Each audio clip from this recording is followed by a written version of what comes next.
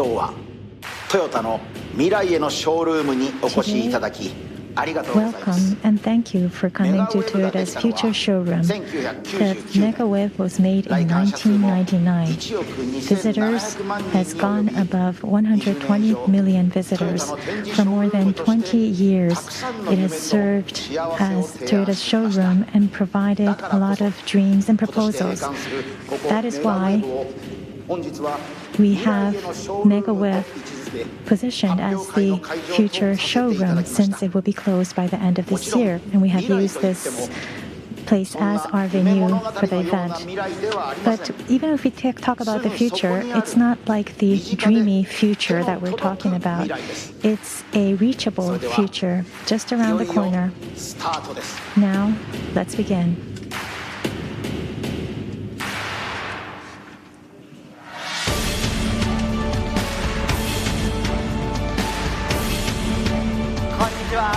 Hello, I'm Akio Toyoda. Thank you very much for taking time out of your busy schedule to join us today. Today, I would like to talk about Toyota's strategy for achieving carbon neutrality, particularly our strategy for battery electric vehicles, BEVs, which represent one of the most promising options. I believe that achieving carbon neutrality means realizing a world in which all people living on this planet continue to live happily. We want to help realize such a world. This has been and will continue to be Toyota's wish and our mission as a global company. For that challenge, we need to reduce CO2 emissions as much as possible, as soon as possible. We are living in a diversified world and in an era in which it is hard to predict the future. Therefore, it is difficult to make everyone happy with a one-size-fits-all option. That is why Toyota wants to prepare as many options as possible for our customers around the world.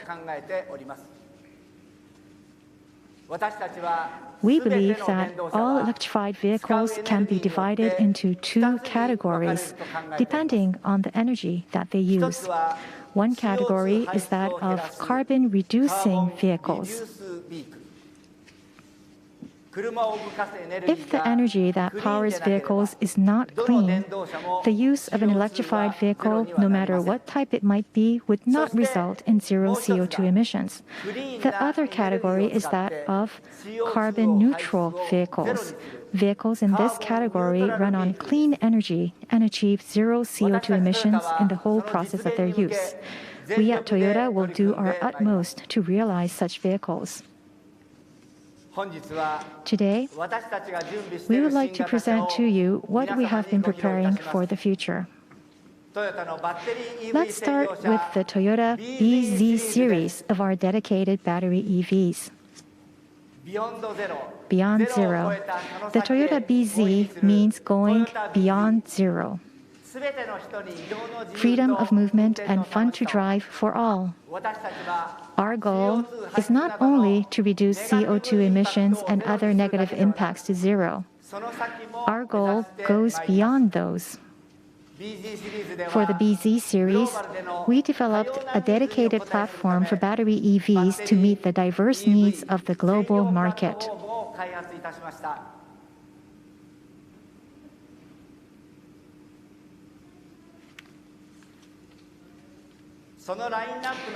The first model in the lineup is the BZ4X here, which we recently announced.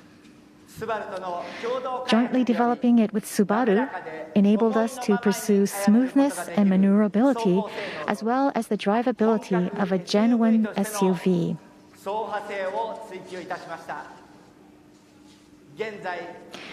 For its launch next year, we are preparing for the production of the BZ4X at Toyota's Mutomachi plant right this very moment. We will soon deliver it to our customers. Furthermore, we are expanding the BZ series lineup. Please have a look at these two models. This mid-size SUV has a beautiful silhouette that presages a new era for battery EVs. At just a single glance, its styling can invite you to want to get in and go for a drive. And this is the most compact SUV in the series. A small battery EV with a comfortable interior designed with Europe and Japan in mind. The more batteries you add to extend cruising range, the bigger, heavier, and more expensive a vehicle becomes. Because this SUV is a small vehicle, there is something we must be thorough and very particular about, and that is power efficiency. The important thing is to what degree we can increase a vehicle's overall energy efficiency. In other words, how much less energy a vehicle needs to run. This is exactly the technology that Toyota has been refining for more than 30 years. Putting our best efforts into all aspects of these, with this vehicle, we are aiming for a power consumption of 125 watt-hours per kilometer, which will be the highest in the compact SUV class. And this is a mid-size sedan that meets customers' expectations for a first car. We also have a large SUV with available third-row seats that allow families to experience fulfilling times together.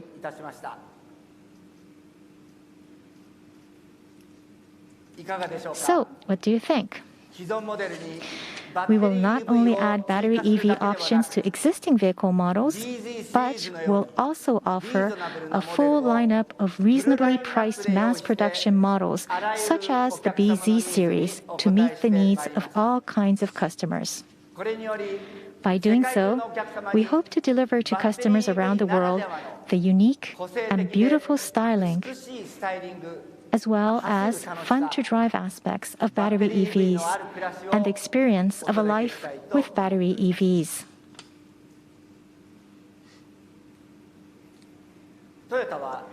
Toyota is a global company supported by customers around the world. The Toyota brand now offers more than 100 models of engine-only vehicles, hybrid electric vehicles, plug-in hybrid electric vehicles, and fuel cell electric vehicles in more than 170 countries and regions. The Lexus brand has introduced more than 30 models of engine-only vehicles, hybrid electric vehicles, and plug-in hybrid electric vehicles in more than 90 countries and regions. Furthermore, we will expand the options for carbon-neutral vehicles by offering a full lineup of battery EVs. Specifically, we plan to roll out 30 battery EV models by 2030, globally offering a full lineup of battery EVs in the passenger and commercial segments.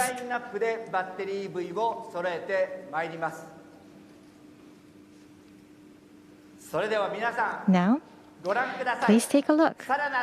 Here's Toyota's greater battery EV lineup.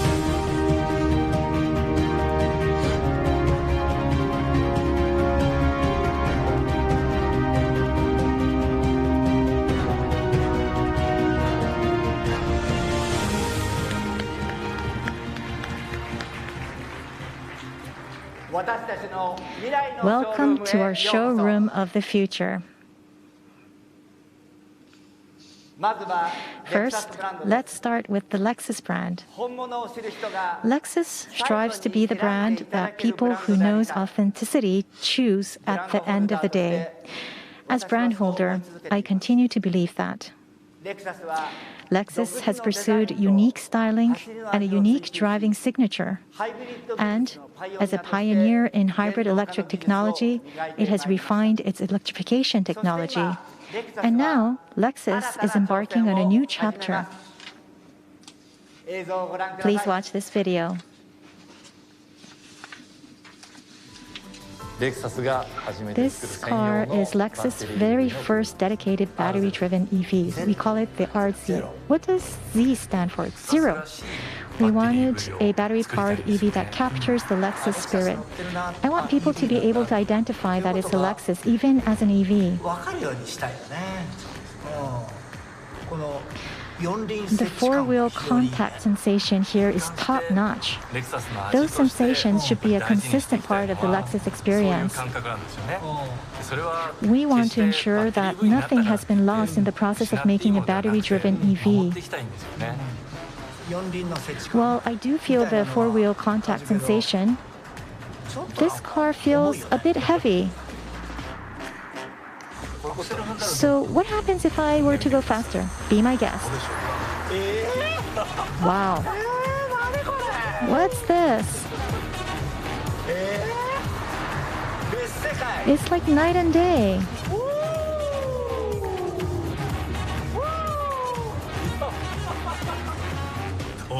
So what do you think?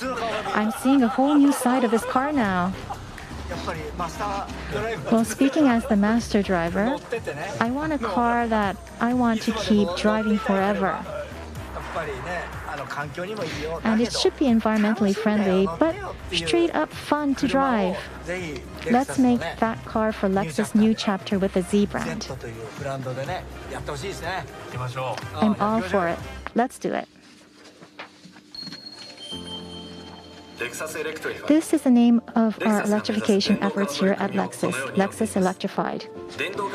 Extracting the full potential of the vehicle through electrification technology, that is what electrification means to Lexus. We will deliver a unique electrified Lexus that combines linear motor acceleration, deceleration, brake feeling, and exhilarating handling to further pursue the joy of driving. In particular, we believe that the battery EV will become the future symbol of Lexus as a model that most clearly expresses the evolution of the automobile brought about by electrification. The latest of these models is the Lexus RZ. The process of strengthening the fundamentals and pursuing the Lexus driving signature will not change even if it is a battery EV. The endless pursuit of the Lexus driving signature will move to the next stage through development of the new sports battery EV. With bold proportions and low ride height, essential to a sports car, it will showcase the unique driving performance of a Lexus and become a model that symbolizes the future of the brand. Acceleration time will be in the low 2-second range, cruising range over 700 kilometers, and with the possible use of a solid-state batteries in mind, we will aim to create a truly high-performance battery EV. Through BEVs, we will develop Lexus into a brand that offers a variety of experiences harnessing performance development that only a car maker like Lexus could do, and by honing the craft of making ever more personal products.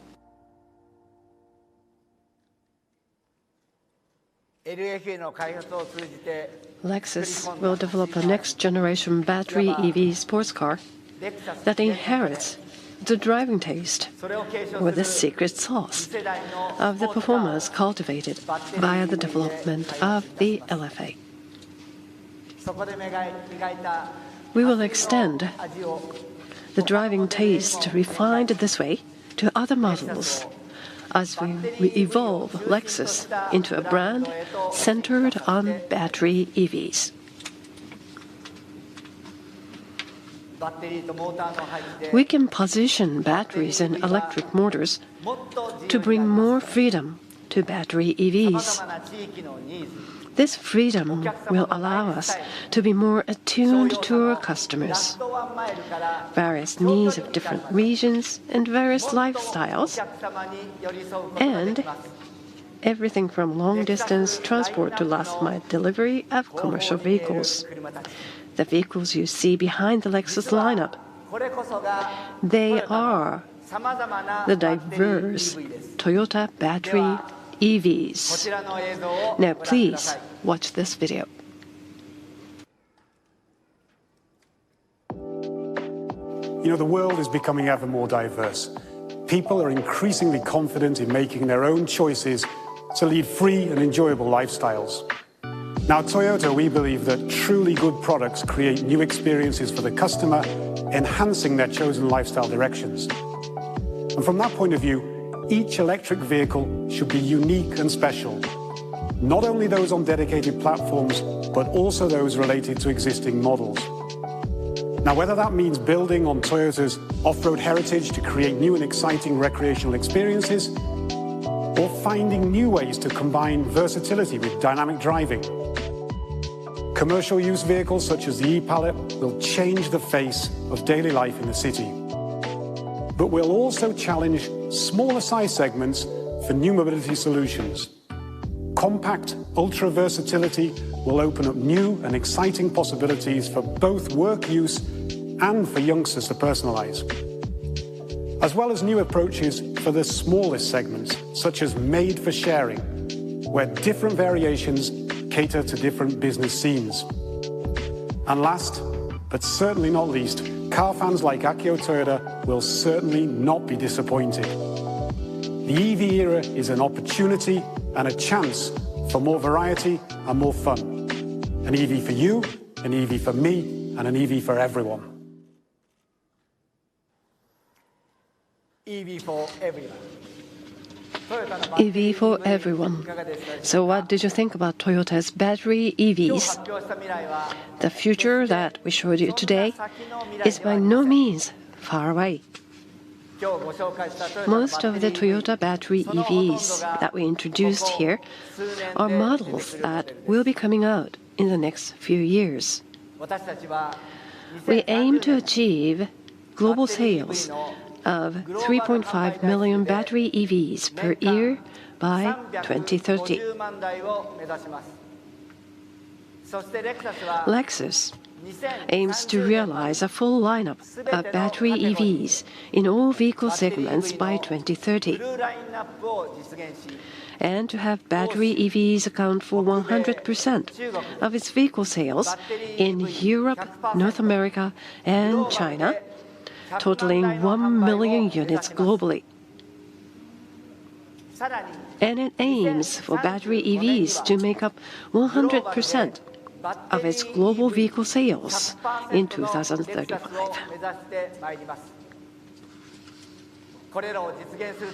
To achieve these goals, we have invested in various areas for a long time.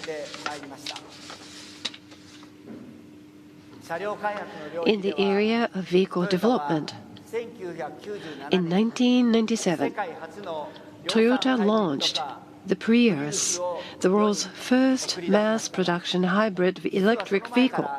But in fact, our development of battery EVs had started before that. In 1992, we established the Electric Vehicle Development Division, and we introduced the RAV4 EV to the market in 1996. In the 2000s, we demonstrated our small prototype commuter EV, e-com, in various places. Furthermore, in 2012, we introduced the COMS, an ultra-small EV, and the small EQ EV. Thus, we have long explored the potential of battery EVs. We launched the C-Pod and C-Walk this year, and has accelerated the development of battery EVs, including the e-Pallet, for freedom of movement in various scenes. As we started developing battery EVs in the early 1990s, we also began developing fuel cell electric vehicles, which run on hydrogen. In 2002, we introduced the Toyota FCHV to the market to go through various demonstrations. And in 2008, the vehicle was redesigned into the Toyota FCHV Advanced. Based on such long-term efforts, in 2014, the first generation Mirai was finally launched. Since then, fuel cells have been adopted for buses and large trucks and continue to evolve. Toyota has continued to research, develop, and produce batteries in-house for many years. In 1996, we established what is today prime earth EV energy. While refining our nickel metal hydrate batteries technologies, we started accelerating the development of lithium-ion batteries in 2003. Furthermore, since having established a battery research division in 2008, we have been advancing research on solid-state batteries and other next-generation batteries. Last year, we established Prime Planet Energy Solutions to accelerate integrated efforts in the battery business. Over the past 26 years, we invested nearly 1 trillion yen and produced more than 19 million batteries. We believe that our accumulated experiences is an asset that gives us a competitive edge. Going forward, we will increase our new investment in batteries from the 1.5 trillion yen announced in September to 2 trillion yen, aiming to realize even more advanced, high-quality and affordable batteries. Toyota Tsusho began conducting lithium and other surveys as early as in 2006 and has been working to secure stable sources of natural resources. And in the area of energy too, Toyota Tsusho has been working to secure renewable energy sources such as wind and photovoltaic power generation for more than 30 years. Furthermore, at manufacturing plants, we are aiming to achieve carbon neutrality by 2035 by continuously reducing energy use and by expanding the use of innovative production engineering technology. In this diversified and uncharted era, it is important to flexibly change the types and quantities of products produced while keeping an eye on the market trends. We believe that the reduction in lead times and high-mix, low-volume production methods that we have cultivated through the Toyota production system, along with the steady efforts of Japanese monozukuri manufacturing, will enable us to be competitive going forward.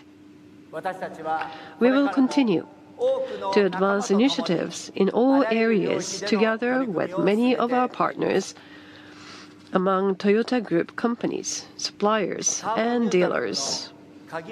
Energy plays a critical role in achieving carbon neutrality. At present, the energy situation varies greatly from region to region. That is exactly why Toyota is committed to providing a diversified range of carbon-neutral options to meet whatever might be the needs and situations in every country and region. It is not us, but local markets and our customers who decide which options to choose. Why do we try to keep so many options? In business management, one might think it'll be more efficient to focus on fewer choices. However, we believe that quickly adapting to changes in the future is more important than trying to predict the future, which is nothing but uncertain. We want to keep options available for our customers until the right path is known.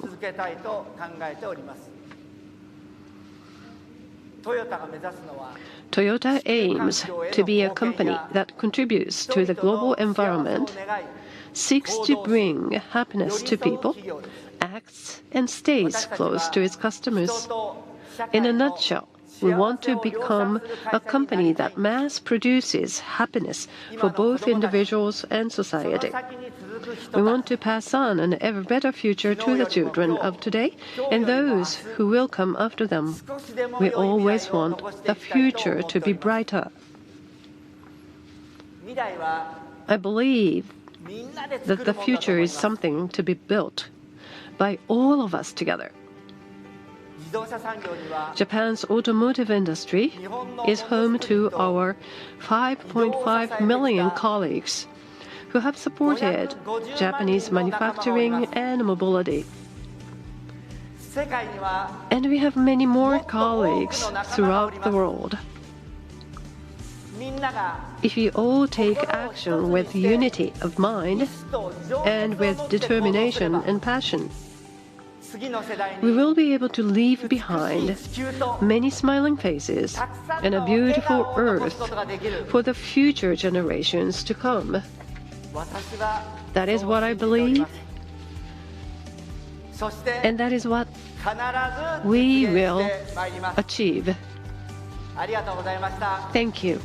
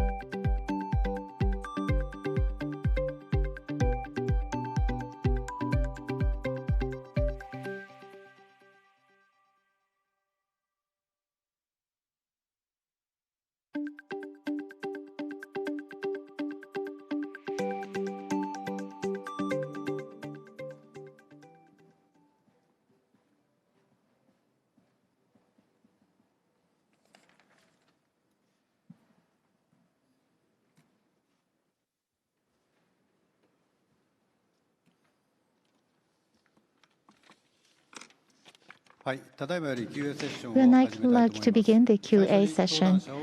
I will introduce the members on stage. President and CEO Akio Toyoda.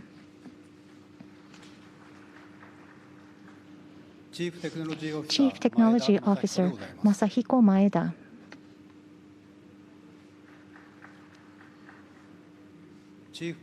Chief Branding Officer Koji Sato.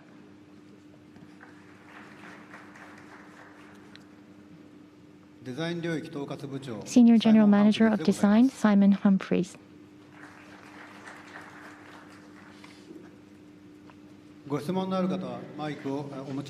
Those who have questions, please raise your hand and we will bring the microphone to you. Please mention your name and affiliate and start with your question. We would like to receive questions from as many people as possible, so may we ask you to keep your questions to one question per person. Please raise your hand if you have any questions. In the second row, Mr. Katori from Yomiuri Shimbun. I am Katori from Yomiuri Newspapers. Thank you.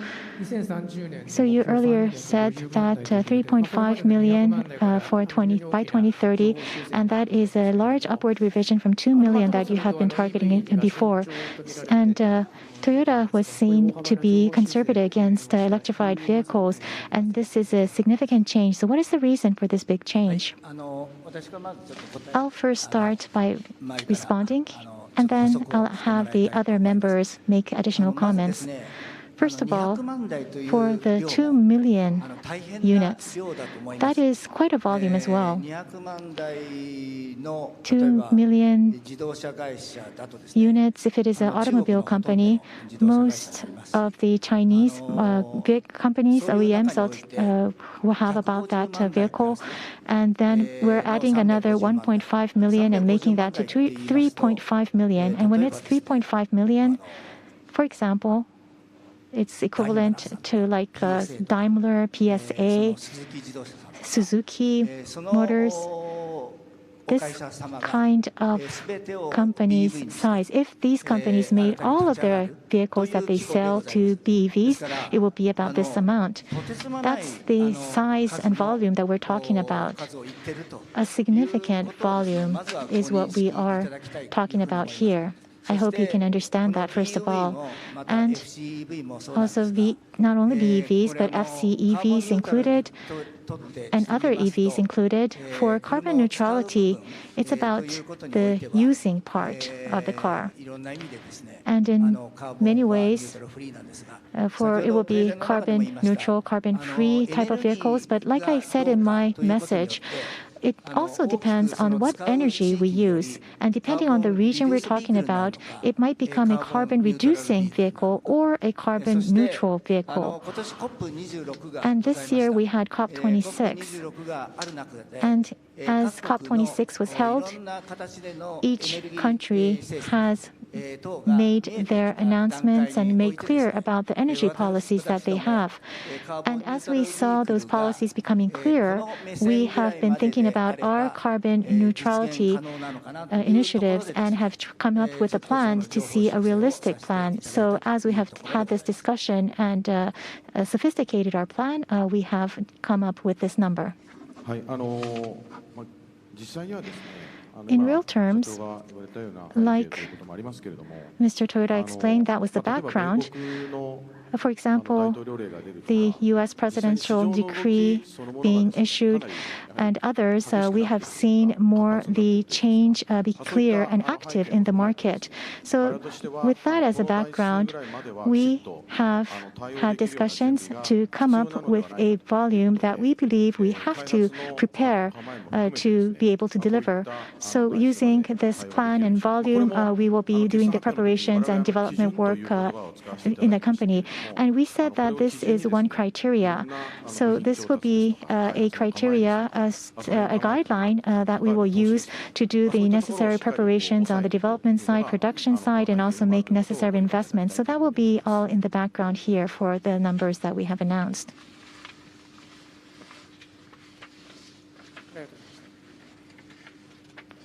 Thank you. Well, if I can add a little bit from the Lexus perspective. This time, Lexus has said that we are going to target 1 million units. Lexus, in March this year, for the Lexus electrified initiatives have been announced this year. Toward 2025, the electrified vehicles popularization is going to be accelerated. That was the announcement. And as Mr. Toyoda explained in his speech, in the world, we are seeing a quick change, and especially in the luxury segment, the advanced technologies and also expectations to BEVs is rapidly increasing. And energy mix will be different according to each region, but for the luxury segment, we are seeing a rapid mindset change of the customers. So we want to be flexible to meet those expectations.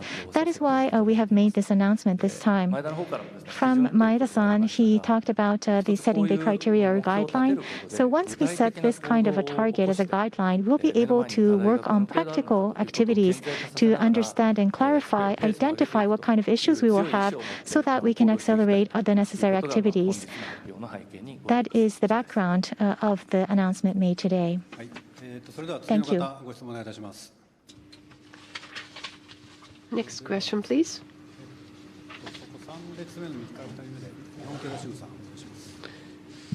A journalist from Nikkei, please, in the third row. Thank you. I am Yuzawa from Nikkei. Thank you very much for this opportunity. So, toward 3.5 million vehicles, Maeda-san mentioned the increased amount of investment. At this point in time, what sort of investment do you have in mind? If you have any information that you can share with us, I would appreciate it. Thank you. Now, at the time of battery IR, we announced a number of 1.5 trillion yen. As Mr. Toyoda mentioned in his presentation, we will be increasing that to 2 trillion yen. Now, 3.5 million vehicles. R&D investment will be involved, totaling 2 trillion yen, another 2 trillion yen, so the total would be 4 trillion yen.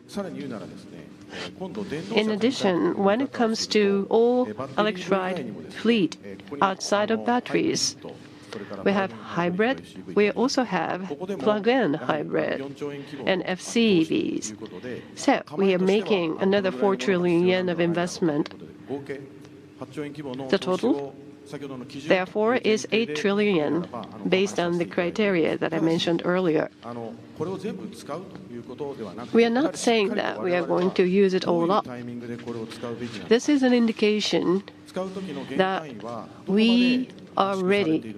And when actually spent the amount, how much we will be able to reduce the cost and reduce the lead time. And when it comes to timing, if we can reduce and shorten lead times, we can certainly make our investment more efficient and effective. And that is an area that we're especially careful about. So, based on all such assumptions, we are now talking about 8 trillion yen. Thank you for your question. Next person, please. I think it is NHK. NHK, please. I am Noguchi from NHK. Thank you. So, as I watched the presentation earlier, I could see how you are emphasizing the EV strategy, and you are talking about a full lineup, so a strategy plan for all directions. And going forward, there are a variety of electrified vehicles, but are you saying that you're going to be further emphasizing battery EVs, but for your 360 degrees or full lineup electrified vehicle strategy has not changed? Which is it? Well, for us, currently, as we strive to achieve carbon neutrality, we're going to make a company-wide effort to achieve that target. This has not changed. But as you know, Toyota has a global we are a global company with a full lineup of products. And in that sense, we'll there has been a big change in the countries and regions' policies, and the way the vehicles are used is now more diversified. In addition, the market or the customers, when we look at them, which will be the final menu they would like to choose. This is something that Toyota cannot control. It will be out of our control. And just because we make a decision, it doesn't mean that our decision will be the solution.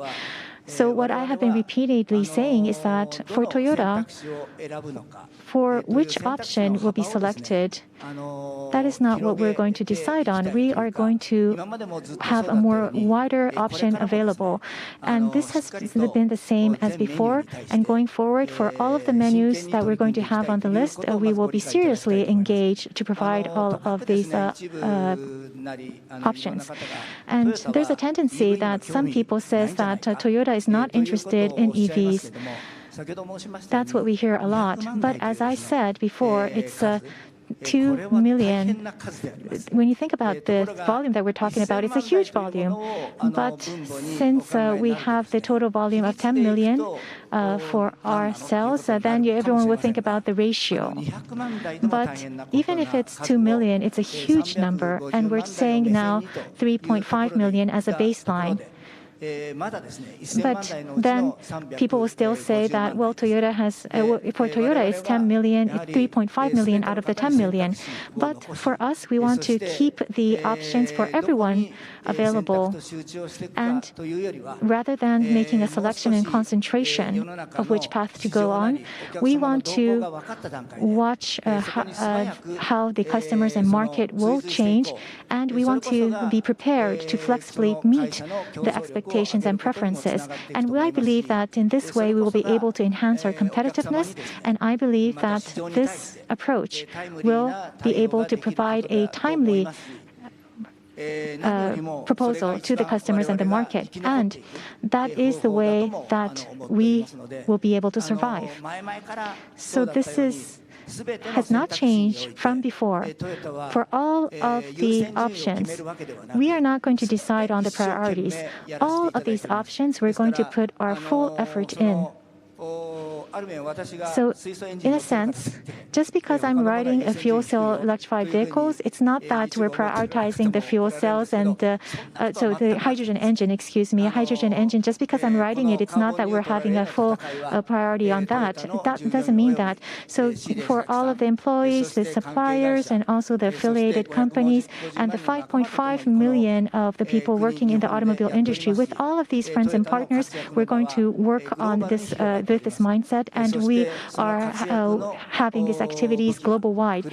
And our weapon in our global operation is the full lineup of products. So us battling in the global field with a full lineup of products, we want to make a proposal of a way to battle, to be in this market.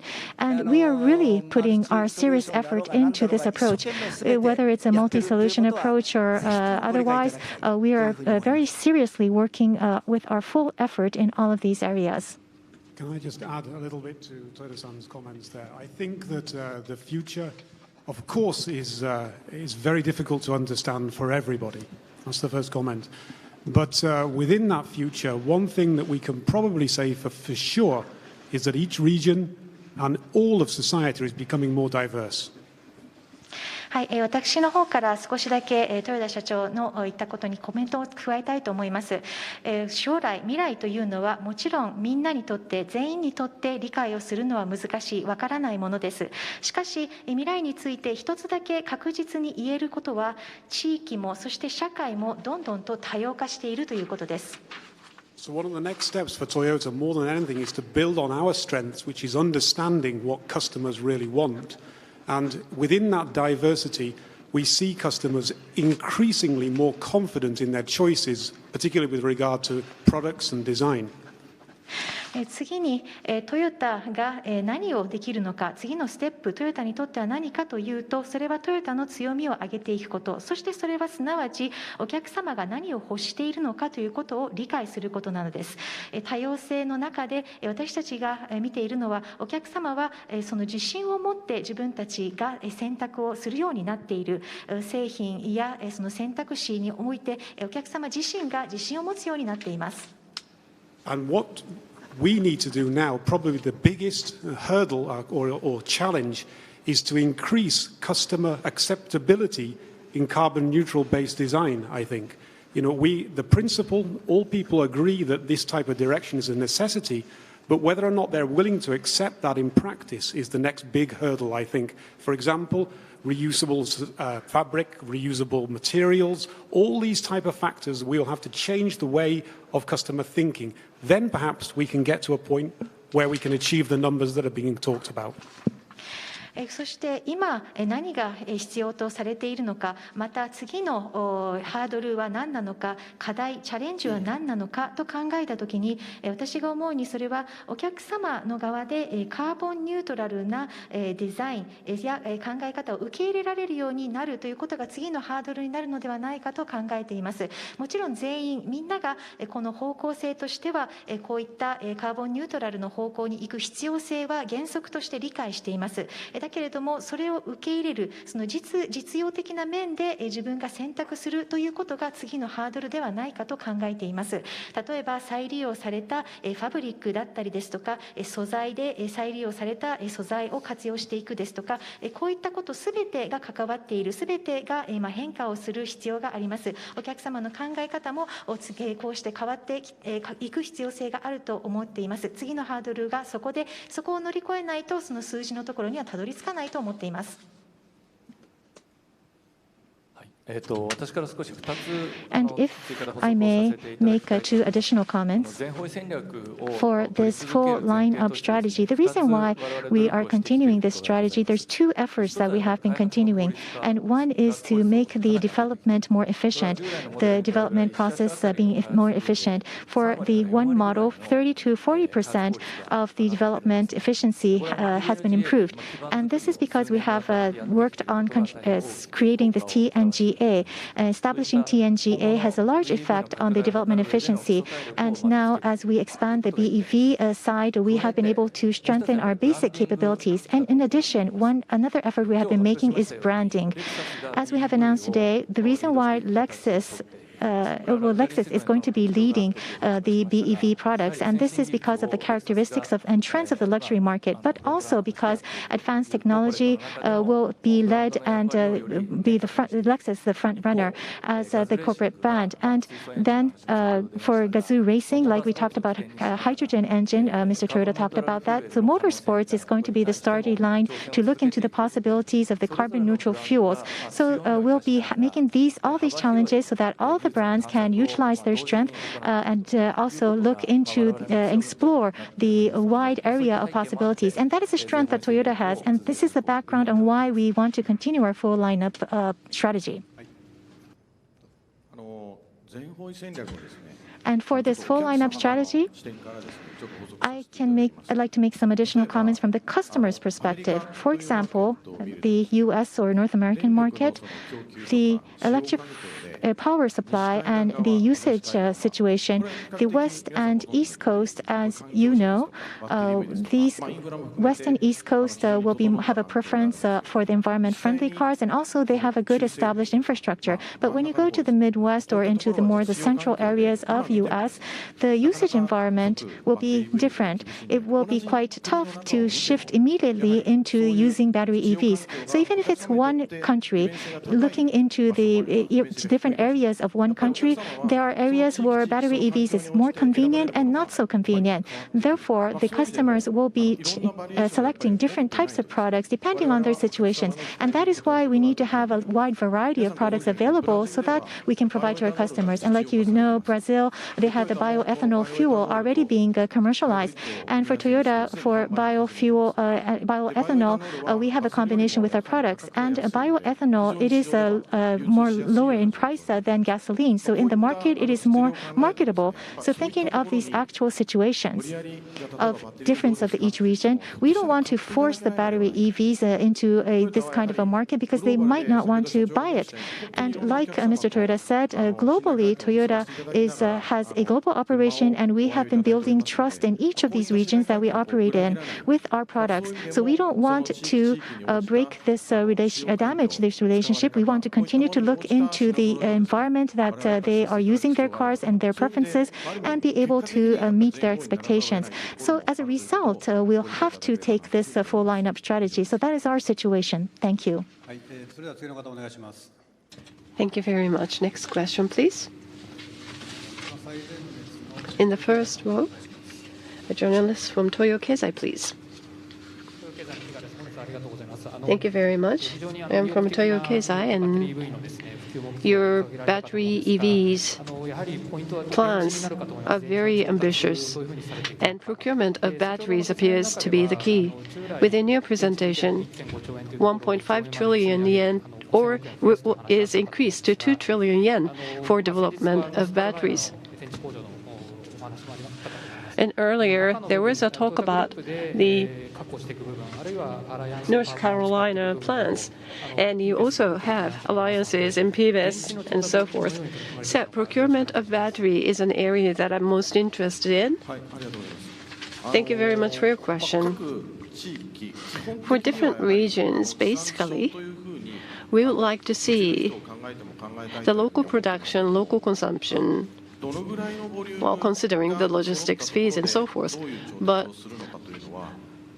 how to procure at what level of volumes, we still are yet to see the clear picture of that. Basically, we have to reduce the single line unit cost and come up with the most optimum procurement plan for batteries. And at which point in time, which markets to launch into would also are dependent on what sort of regulations will develop in those different areas. So basically, we plan for local procurement. But depending on the stages of the development of the market, we still have to continue working with different types of partners to be sustainable in procurement. But as Toyoda-san mentioned earlier, as for materials, Toyota Tsusho has had long history of it securing natural resources, and we are safe until 2030. So we will have both partners' help and in-house production. The basic materials will be secured. In 2030, 200 gigawatts hour or plus was your original plan. It also has to be increased because of 3.5 million vehicles. How much would that increase be? Based on that criteria, 280 gigawatt hour is something that we are looking at. Thank you very much. Next person, please.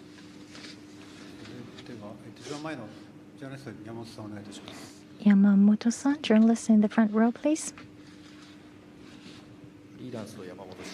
I'm Shinya Yamamoto, a freelance journalist. Thank you. This time, there were a lot of specific announcements made, and I was quite surprised. But what I want to know more is about President Toyoda's true feeling.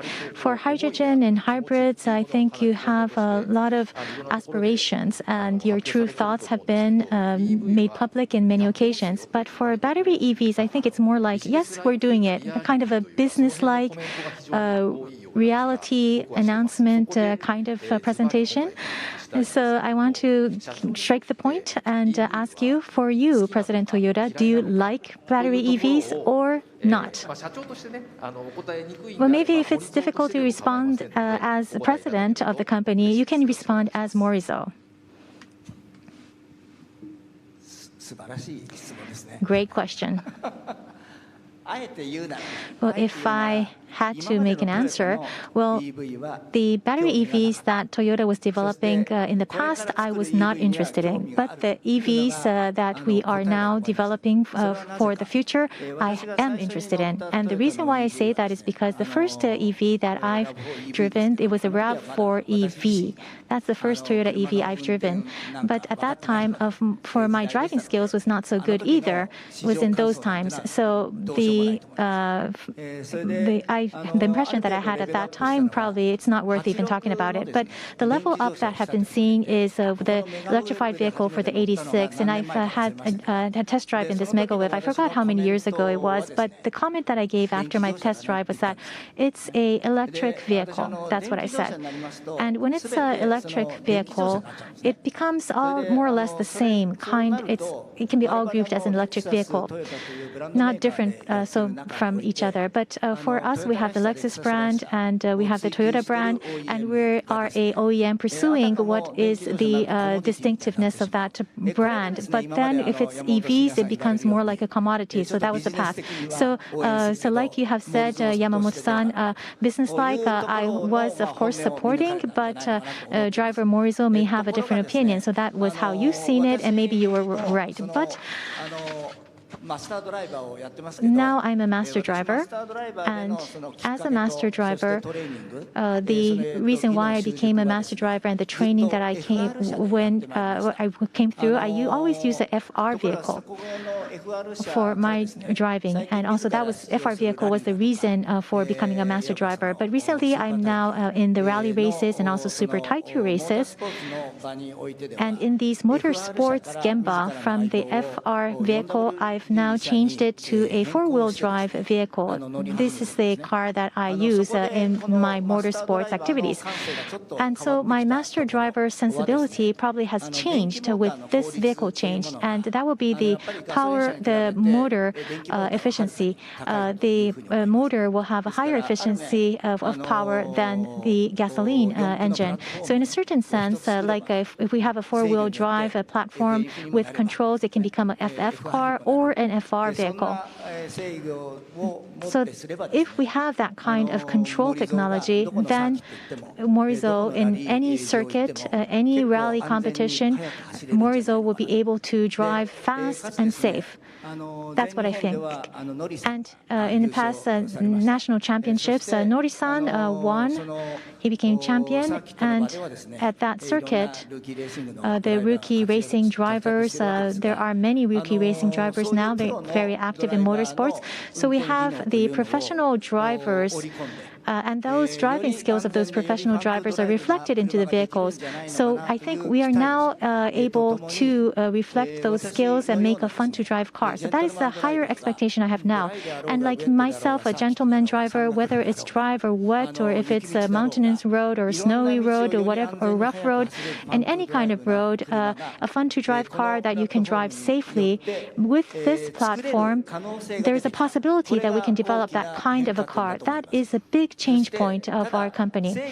But just with control technology, if we try to create the flavor, it's like you have an overcooked noodles and putting tempura on it and say that it's delicious. But in the past several decades, starting with our TNGA initiatives, we have started the base, the framework, and then the chassis, the body rigidity. We have really been focused on making ever better cars in all of these areas. A very steady improvement, steady kaizen has been accumulated in the past decades. And now we have the Shimoyama proving grounds open, and therefore we are able to use these proving grounds and test the cars with tough conditions and train the car. So with this environment, we, I think, are now at a point where a more safe and a more fast driving and a more fun to drive vehicle can be developed as an EV. So including BEVs, I have expectations for Toyota vehicles. So that's why it's not anymore just a business matter. And even for driver Morizo, from my Morizo hat, I have strong expectations, and it will be very interesting. And probably the autonomous driving vehicle will be different if it is this kind of a OEM creating it. So that is also included into our plan. So from your perspective, maybe I hope you understand that we are very much serious in BEVs, FCEVs, hybrids, and also the gasoline conventional vehicles that smell like gasoline and have a big sound. We're still very much serious.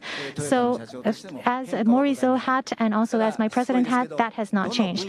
But again, I want to repeat myself that for any of these fields that we work on, we're working with our friends and partners very seriously. And if it is something that our customers will be willing to choose, then, and if they can become into smiles, that is the kind of products we want to provide from Toyota. And so the developers, we want to have strong feelings for it and have our affection and develop it. And then we hope that the customers will select it. Whether it will be selected is an uncontrollable for us, so that is why we have a full lineup for our strategy. Thank you very much. Next question, please. I see a hand over there. Mihori-san, is that you? Please. Thank you. I am Mihori, a freelance journalist. Next year in Japan, BZ4X will be launched. And at the time, the national dealership will have to have fast chargers. Do you have a plan of realizing that? Because I really feel it is necessary for your dealership to have the fast chargers. We do have a plan, yes, but it may take longer. 2025, the year 2025 would be the target where all the dealers in Japan will have fast chargers. For our customers, I believe that's an important part of the infrastructure. But on the other hand, in Japan, unfortunately, we're seeing the declining number of chargers installed. I don't know whether we are in the transition period, but, well, certainly, we have to make sure that our electric vehicles will be easily charged for our customers. So once again, that's another area that we are full in. Now, when it comes to charging equipment, this is an area where different parties must collaborate and cooperate. OEMs for BEVs and FCEVs, well, certainly some of the OEMs can establish some by themselves, but that should not be left to the usage of the customers of only that particular OEMs. The infrastructure should be commonly shared, and that is an area that Toyota would like to work harder to realize. I hope the media would also send messages of making electric vehicles more convenient for the consumers, because there is only so much OEMs can do when it comes to infrastructure. Lexus, 100%. We talked about the US, Europe, and China. 2,900 in Europe, 1,700 in China, and 5,000 in Japan would be the plan for the chargers. Now,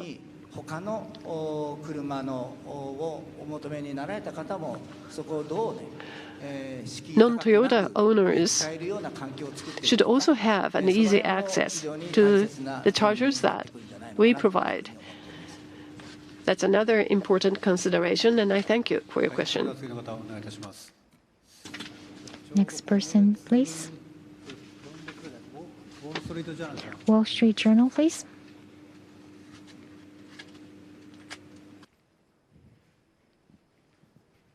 Wall Street Journal, Sean McLean. Apologies for the question in English. The question is for Mr. Toyoda or anybody else. I was wondering if you could help me and the rest of my colleagues understand what exactly the message is you're trying to send today. On the one hand, you say you're going to sell as many EVs as you can, 3.5 million. But on the other hand, you want to make sure that we know that you're serious about zero emissions. So as the largest car maker in the world, why are you only targeting 35% of your current volume? Why not go for 100% or 50% as many of your competitors have done? Now, why is 3.5 million sufficient in your mind? はい、英語での質問を失礼いたします。ウォール・ストリート・ジャーナルショーン・マクレーンと申します。この質問は豊田所長あるいは他の方に答えていただいても構わないんですが、私の質問というのがここに座っている私たちに、今日のメッセージ一番何を伝えたいかというところを理解するために質問をさせてください。一方ではこれからトヨタはできるだけ多くの EV を販売していく、目線は350万台だというふうにおっしゃっていましたが、か、その一方でゼロエミッションに関しての活動は真剣に取り組んでいると。世界最大のカーメーカーであるトヨタがなぜ今の販売台数の 35% を目標にしているのでしょうか。なぜ他の競合他社のように 100% ですとか 50% という目標ではないのでしょうか。なぜトヨタとしては350万台が十分であるというふうに理解されているのでしょうか。お願いいたします。はい。Thank you. So we have said that we are going to be reducing the carbon as much as possible with our carbon neutral vehicles, and with a baseline of 2030, we want to increase the carbon neutral vehicles. So that is what our message. Reality, in order to achieve carbon neutrality, for each country's energy demand will have a big impact on this plan. That is a reality. That's a fact. And for that, it's an uncontrollable for Toyota. So I hope that you will understand that point. So if Toyota says, because there is no energy infrastructure and no charging infrastructure, if we expand our coverage to those areas too, then the customers who actually use our cars will have to think about what kind of situation they will end up in. I think it will be very inconvenient. We will force our customers to be having an inconvenient environment to use their vehicles. So we want to avoid that inconvenience for our customers. So what we want to the people here to understand today is that currently, the market, when we look at the global market, it is a diversified market that we are dealing with. That is Toyota. Toyota is operating in a diversified global market. And for a diversified market, it's necessary to prepare a diversified solution. So I hope this point you will understand. And also, if we provide the best solution for the average person, that will be not the best solution for everyone. Therefore, currently in a time where we see no correct answer, and when everything is not clear, we want to take the approach of having a diversified approach. And for this diversified approach and diversified solution, we will work with full effort on every menu on this list. And also, there are the suppliers that are fighting together, and also the affiliated companies and partners that are working with us together, and we are all going to be working on this seriously, this attempt seriously. So I hope you understand that. And if I may add some comments regarding carbon neutrality, at the end, it's about energy security, very closely tied with energy security issue. The energy situation of each region, and also the way that cars are used by the customers and their needs must all be taken in consideration to strike the best balance. And for example, energy, you have to produce it, also transport it, and use it. So we have to think from a life cycle perspective for energy. And for the car usage environment, this will be greatly different according to the region we talk about, US, Europe. In the usage of cars area, they will be run more for long distances. But in Japan, on the other hand, compared with US and Europe, the average driving range will not be that long. So thinking of this situation, the use part, the life cycle impact of the usage of car part will be different according to the region, and also the infrastructure establishment speed will be different. So we'll have to look at this in totally in perspective and try to find the best mix. So that is what we're trying to do, find the best mix. And so we've been talking about the baseline, the criteria or guideline. If there is a sign that this situation is going to be changing more, then we have been building up our capability to deal with the changes in an agile way and flexibly. So that is the preparation we'll be doing, and this is the kind of passion that we have and intent that we have to create the future. I hope you feel that with today's presentation.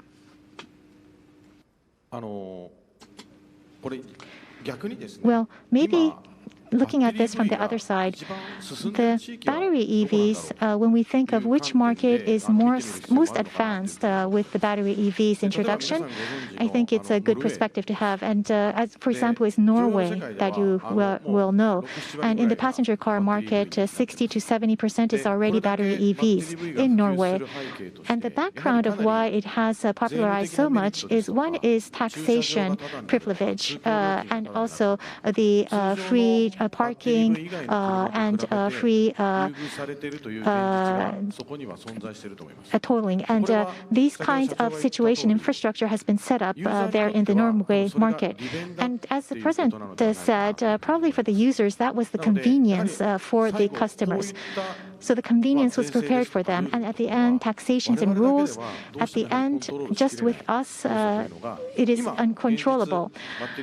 But when we look at the reality and we look at the markets where the customers are selecting the battery EVs, we'll have to have a cool mind to understand what is the situation that they are in selecting the battery EVs. So going forward, we now have shown today our intent, strong intent to be working on this direction.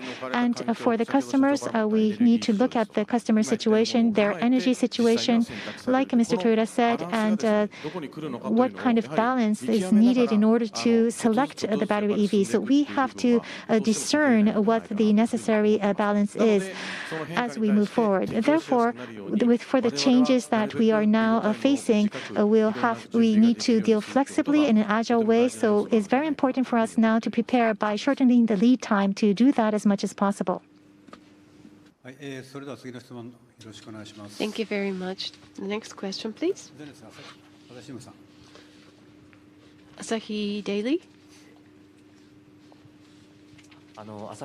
Thank you. I am Kondo from Asahi Shimbun. Mr. Toyoda, the carbon neutral is related to employment, as you have said. 3.5 million is a new criteria that you have for 2030. The suppliers, which are being influenced, certainly is watching your announcements very closely. There are things Toyota can do, and there are others Toyota cannot do. But I would like you to revisit your thoughts about employment. Thank you. Whether carbon neutrality will be accepted. Certainly, we have to make sure that customers would accept the idea. Now, as for carbon neutrality, the numbers that we have heard so far would be for 2050 and 2040. The only target numbers that we have heard so far.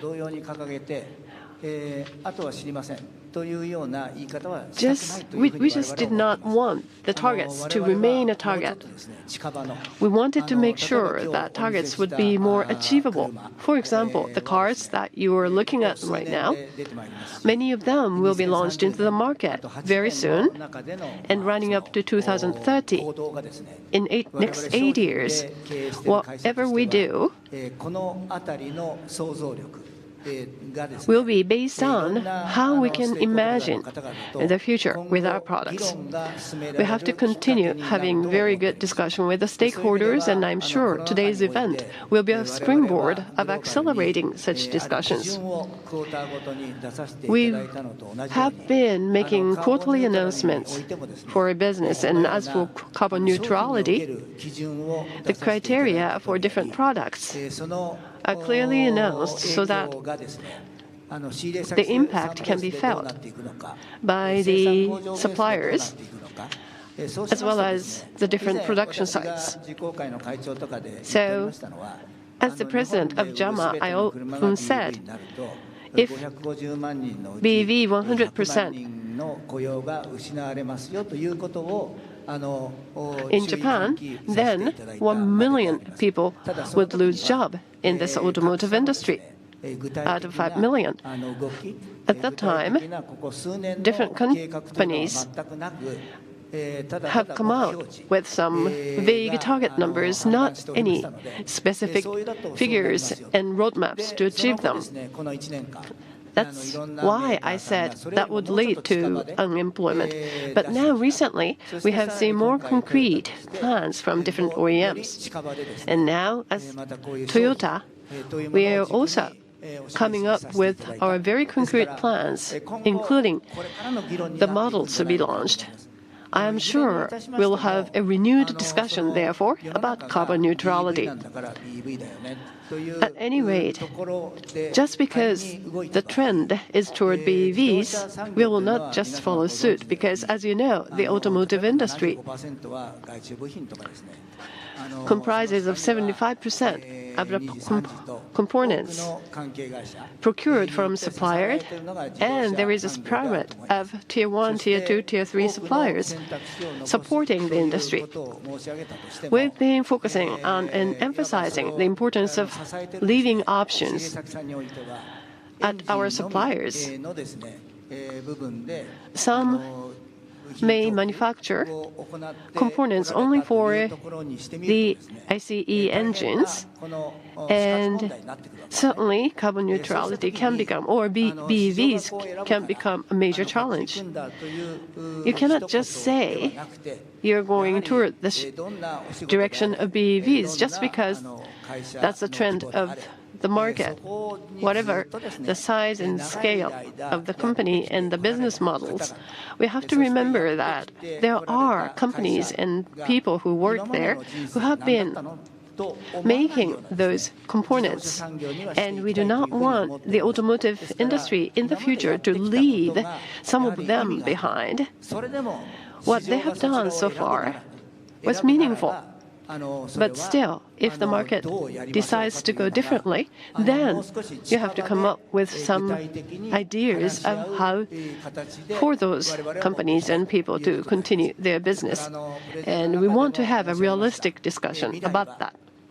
Like I said in my presentation, the future will not be determined by the numbers cited by the leaders, but by the action based on passion and aspirations.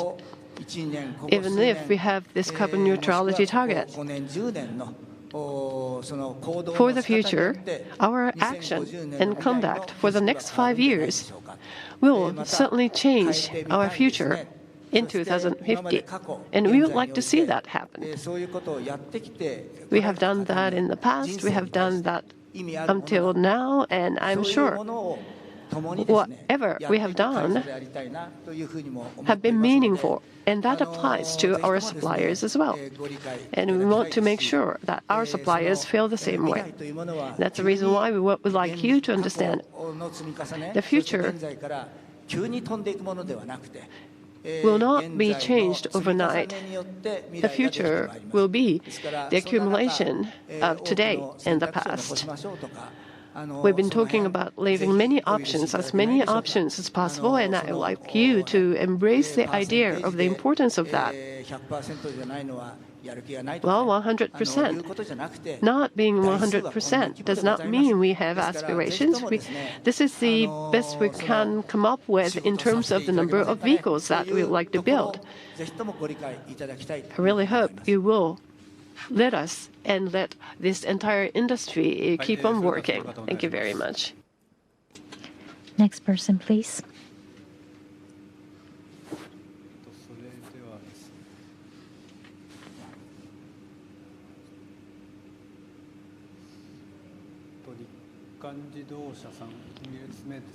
From the Daily Automotive paper, Nikkan Jidosha, please, on the second row. I'm Fukui from Nikkan Daily Automotive News. And for the EVs that you've talked about, I'd like to ask about the cost. So comparing with the same size gasoline vehicle, how close will the selling price be, or when is the timing that it will be lower than the current vehicles? I think EVs, the cost will be the big bottleneck. So what is the cost plans for Toyota? In the past, you said the battery cost for EVs, it's going to be halved by 2030. But for the total vehicle cost, how are you going to be reducing the cost? President Toyota has always been saying that Toyota is going to provide affordable vehicles. So how are you going to make it more closer to the gasoline vehicles, the ICE vehicles? What is the plan? Thank you for your question. Cost reduction is really something that we have to steadily work on step by step. That's the only way that we can achieve cost reduction. That's the reality. And for example, as I explained in the battery IR event, the power efficiency, power consumption efficiency, making it more efficient, then we can reduce the usage of the power, and that will reduce the battery cost. So in order to improve the battery, this is also something that we have to steadily, step by step, make improvements. For example, the approach that we have acquired through our hybrid experience is that the car that is in driving, maybe the brake is being dragged, and that dragging feeling, the dragged brake, and also considering how to strike a balance with the feeling of the driver, we have to make the adjustments. And little by little, we have made the improvement, and that is the kind of experience that we have built up. And Toyota is that kind of a company. From the past, we have learned from our predecessors this approach of making improvements. And going forward for the R&D efforts, we will be working little by little, steadily. That's the same approach we'll do. So that's also exactly what Mr. Toyoda says, that we are going to be seriously working steadily. There is no way that we have one solution to fix, make a big improvement. And we have to do steadily. So it might be we use the same perspective, come up with different ideas, and build it up one by one. An accumulation of these efforts will be ending up in the reduction of prices maybe 5-10 years in the future. But honestly speaking, when it becomes lower than the gasoline engine vehicles, it's not easy to achieve that kind of a price level. But we are not going to give up.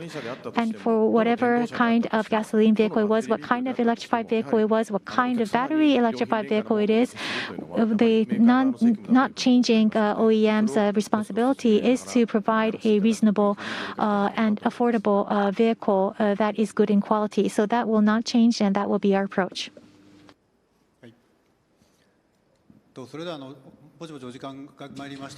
you very much. The next question will be the last one.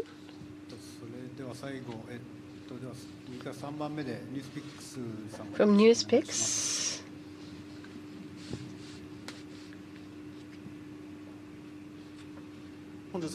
Thank you very much for this opportunity. I'm Akio Arashi from Newspicks. Recently, some environmental organizations have ranked Toyota at the very low end of the climate action ranking. They believe you are not fully into EVs. Well, at least that is my understanding. Now, once again, for Toyota, what is the positioning of EVs? And in addition, up until now, you have been working full-fledgedly on ICEs, and what will happen to ICEs and their further development? Thank you very much. Each three of us should respond to the question because I'm looking forward to listen to their responses myself. Thank you. Now, in terms of ICE development, hydrogen engine has now become a reality. Now, you burn something and get energy.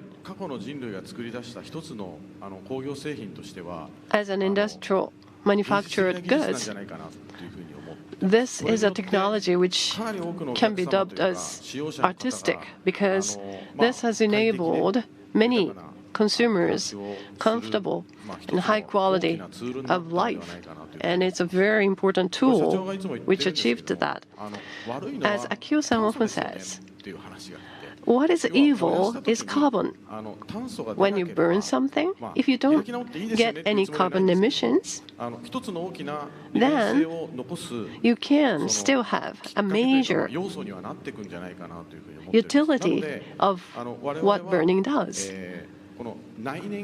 So, ICE without carbon emissions, if that is possible, it shouldn't be applied to all the scenes, to all the customers.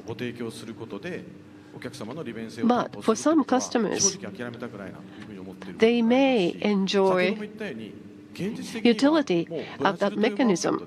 Now, in Brazil market, carbon neutral bioethanol is cheaper than gasoline. And it's a reality. And then, hybrid being added, more efficient use of energy has become possible. So, there are such markets, there are such countries that exist, and we don't hear any complaints from the consumers from the market, from that country. And we are selling a sizable number of vehicles there. So, engine or ICE may be an option, although the number may come down as a part of full lineup, but we'll continue to have that option. In comparison of EVs and ICEs, you asked that question, so I responded from the perspective of ICEs. Now, Sato-san would address EV part of your question because he has made an announcement the Lexus will be EV, 100% EVs. Thank you. Now, not only BEVs, but we are selling cars with wonderful experience to our consumers. So being a vehicle, being a car is important. ICEs and hybrid alike, cars should be exciting. As Mr. Toyoda often says, the smell of gasoline, the sound of ICE engines, there are some excitement from ICEs. BEVs, on the other hand, may have a different form of excitement. BEVs use electricity and motors with wonderful responsiveness, with smooth acceleration and deceleration, and quietness. Something lacking in ICEs, some new value add is there, especially for luxury segment. Customers are looking for acceleration, something not achievable by ICEs. Motors can offer such excitement. I think the time has come. What I mean by that is, under Master Driver Toyoda, we have been trained. We have been going through exercises like those of high school students, and we have been refining Lexus and continuing such exercises. And as you have seen in the video, it took 10 years for us to come up with a BEV which can make Akio Toyoda smile a little. Finally, so exploring new opportunities are still abound in BEVs, especially when it comes to performance.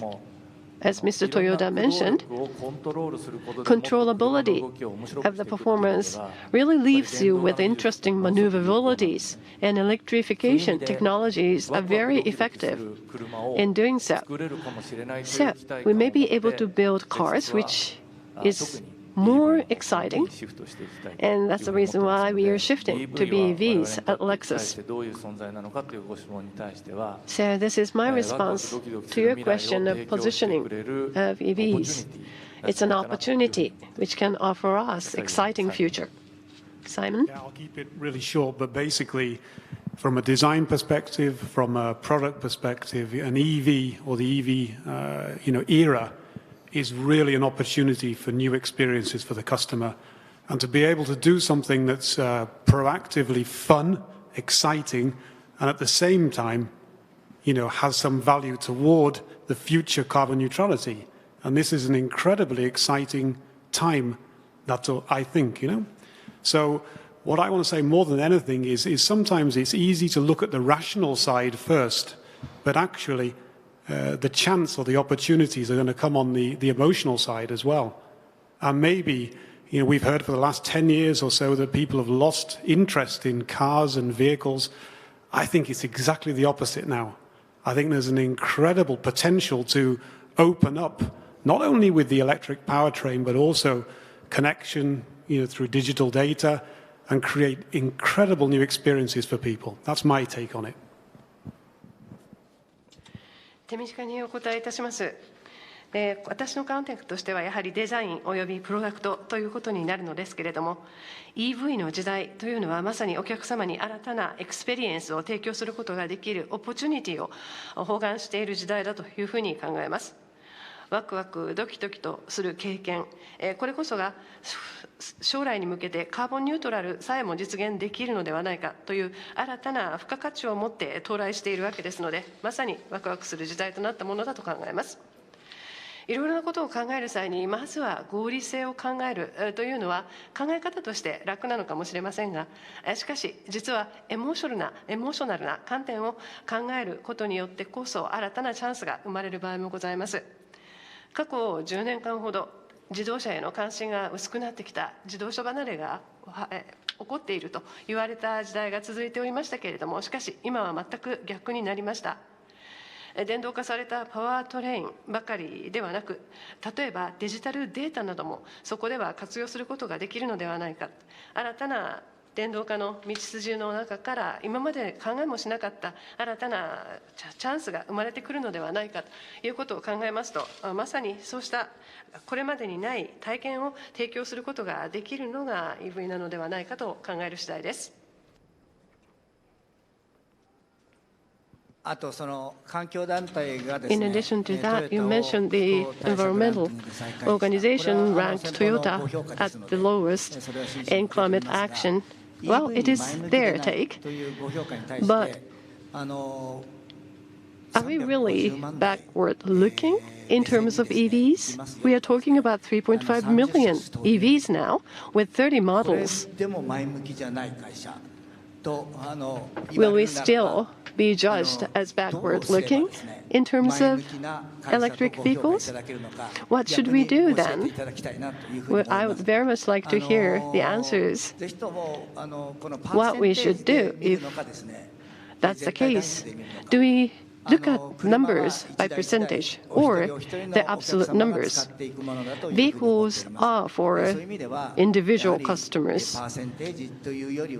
One vehicle per one customer. So it's not the percentage business, it's the number of absolute numbers that we are talking about, serving that number of customers. The total number of vehicles, however large that may be, we will be building each and every vehicle with great effort putting into it. Whatever the powertrain, whatever the vehicle type would be, Toyota and Lexus vehicles should continue to offer the value of fun to drive, and that's what we are determined to continue to do.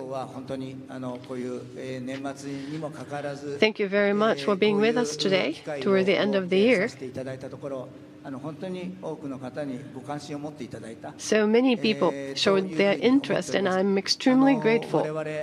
As for carbon neutrality, we will be active and proactive in working toward, and in this world of uncertainty, we still remain confident in offering many possible options. And each of those options, we are putting our full effort.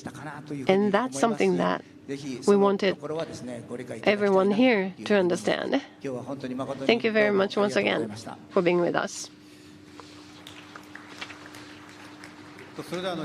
Thank you very much. Now it is time to close this event.